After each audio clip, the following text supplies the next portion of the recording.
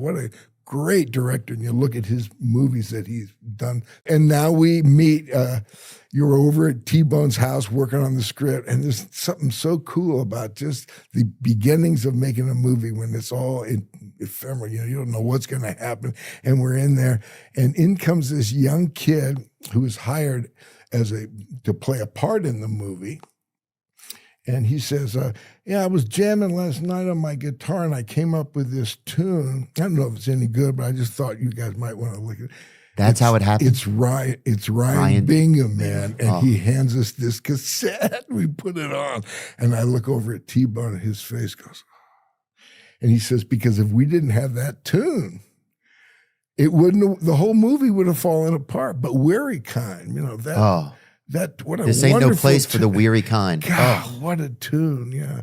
Dude, and just those words, man. It's those words. It's like T-Bone wanted to name the movie Weary Kind. That's wow.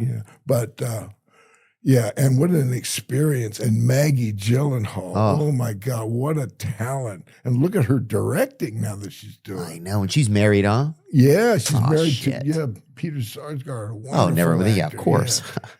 Oh God, yeah. But anyway, you get all those talented people. And, I know. Oh man, and I've had wonderful luck with first-time directors, guys who haven't ever directed, and then they get a shot. You get a strong producer who wants to champion these guys.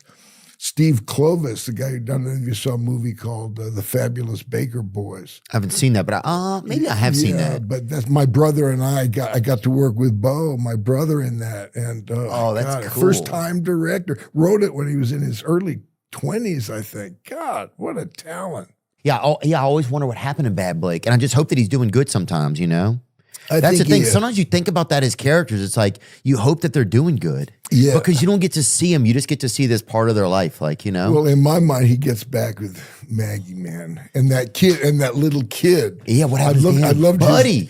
Buddy. Nice, man. Dude, I loved his real name. The kid's name is Jack Nation. What a great name. And you acting. And it's also a deviant website, too. I just want to say what that. Is Jack Nation? Yeah. It is? Oh, I didn't know. It's a lot of gooners or whatever, but it's really? chill. It's fine. I have to check that. No, you don't. Double entendre. Yeah, it's a double entendre. Yeah, it's French. Yeah. It's the French. They'll do any, they're say. But dude, yeah, I just wonder sometimes, and where'd he go off to at the mall? I'm always like, of course he ran off somewhere. It's like he probably was like, I guess just like, I don't know. It all made sense that he was scared. It's all good. It just like, sometimes I wonder how he's doing, Yeah, well, how's this? Buddy grows up. He starts a band with Blake, man. They start to go out and, No, it's good. Dude, and Crazy Heart too. Crazy Heart too. It's like Willie Nelson and his kid. Lucas Nelson? Yeah. Man. God. That's a good point. Second generations, Dude, that would be so good. Crazy Heart too. But also you guys sell defibrillators, What do you mean? Because like Crazy Heart or whatever, or maybe it's about like a defibrillator that tries to take over the city or whatever.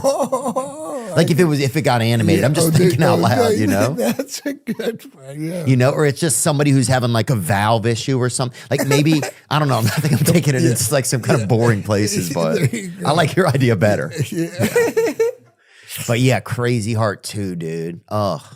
Yeah. But in our minds, it can happen, But it's fascinating how a movie ends sometimes and you're just like, I don't know. You walk, sometimes the thing I do miss about some movies is walking out of the theater with just as your feelings, And it's like that. It's like that walk out of the stairs and you're waiting in line at a theater to get down the stairs to leave. And if it's a good film, if it's something that really took you on a trip or you care, then it's like you're walking out just like, I don't know, just that feeling of walking out and how you feel about a certain film. Yeah, the sequels are interesting. I've done a couple of movies that are popping into my mind as we're talking about this. You ever see a movie called Starman? So I play an alien, and Karen Allen, I fall in love with her, and she's pregnant with my baby, right? Mm-hmm.